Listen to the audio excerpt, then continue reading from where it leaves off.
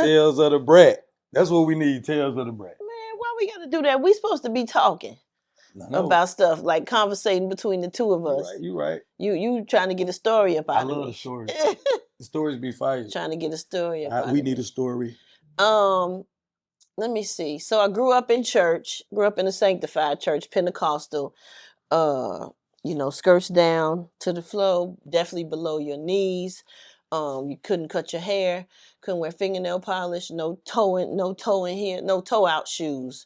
Of course, you couldn't show no cleavage. If you sat on the front, you had to put a hanky in front of your dress just so the people up on the pulpit couldn't like see under your dress and stuff. And what else? Well, of course, no. So I know y'all probably had no creeps in church, but that was a thing. Yeah, it was polite from the woman, to just make sure her skirt is supposed to be long enough.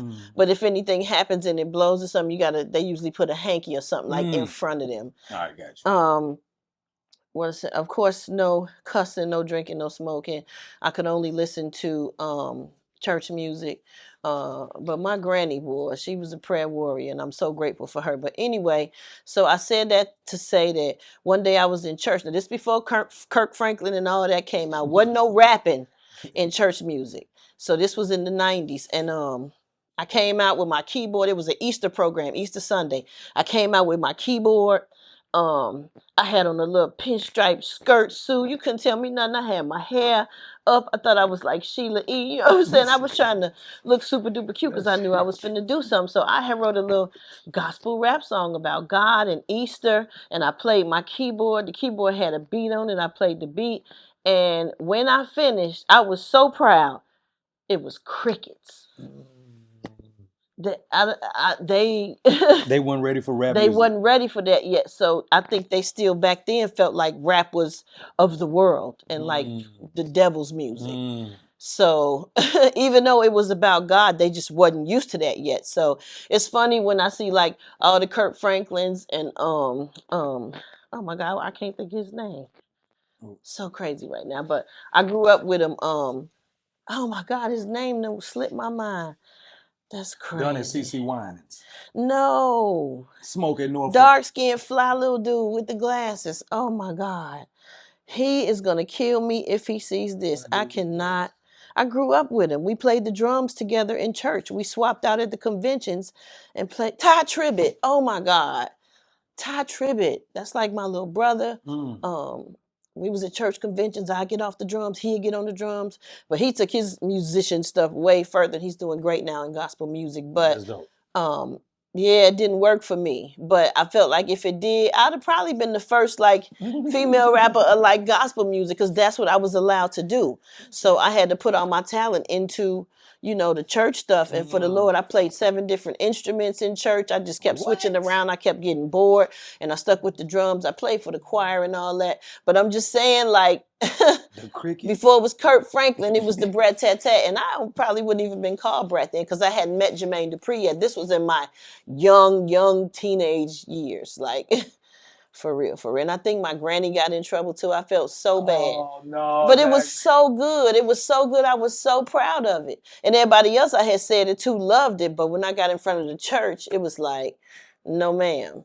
Was Granny getting it when you was rapping though? Or was she reading the room? No, she was just looking. She was just looking as, she was smiling. She was proud of me. Yeah.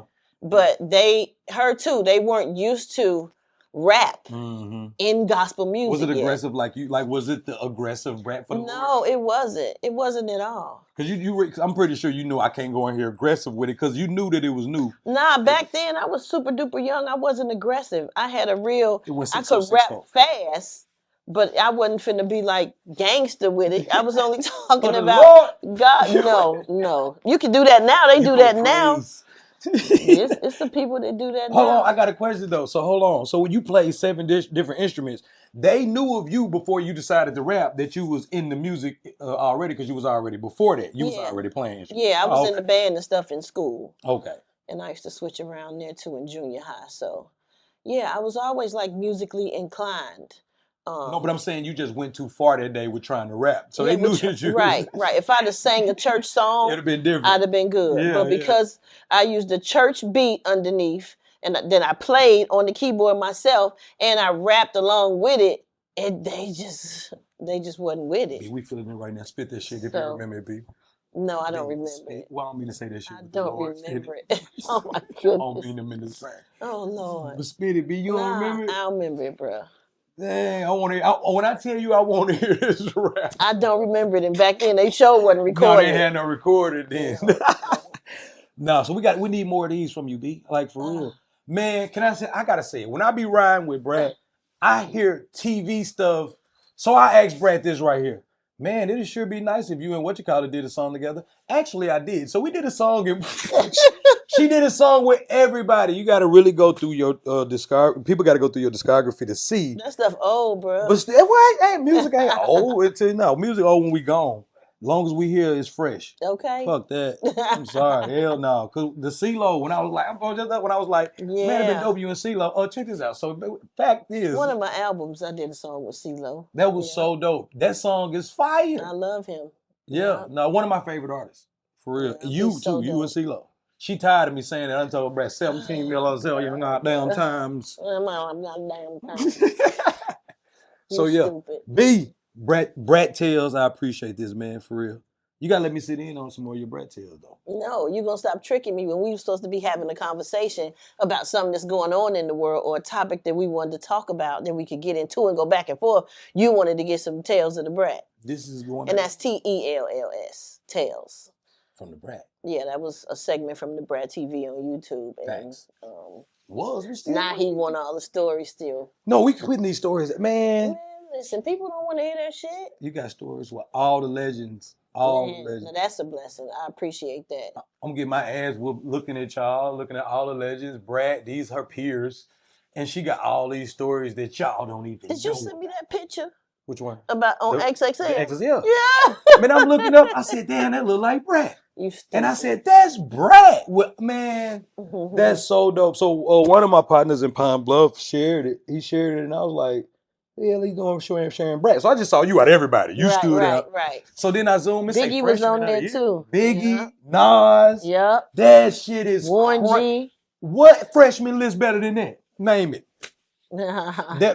I got to see some more freshman lists. That is a crazy freshman list. Yeah, I need to get that and get it blowed up.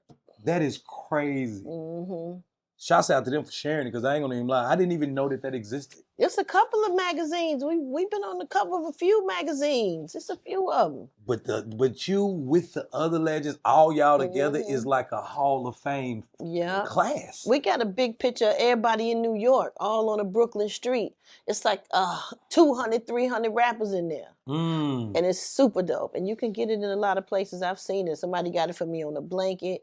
I think it was in the middle of Vibe magazine or something, when Vibe magazine was really like hitting, and it took up like 2 pages to show everybody. It was just unity.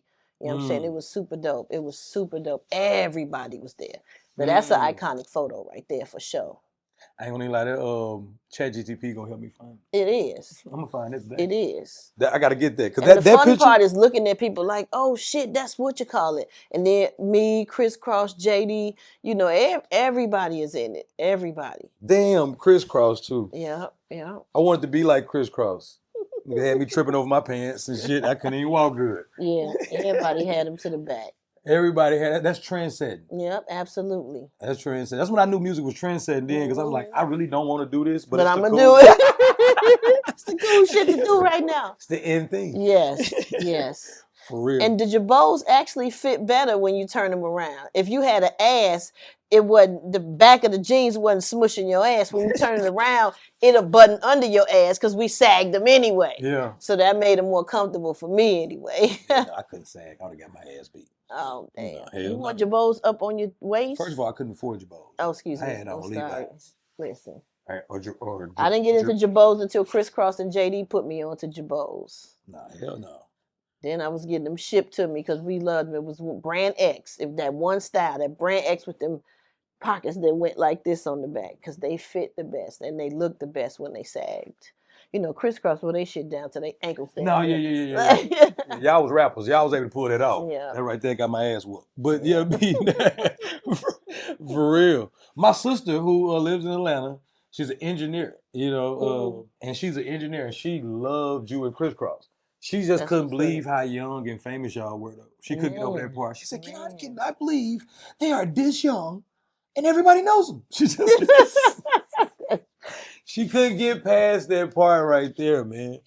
For real. Yeah. I think I gotta go. We We done? done talked enough. So You what gon' about when a motherfucker Oh head goddamn Lord, no, I'm not doing it. Brat I'm tat not tat? doing it.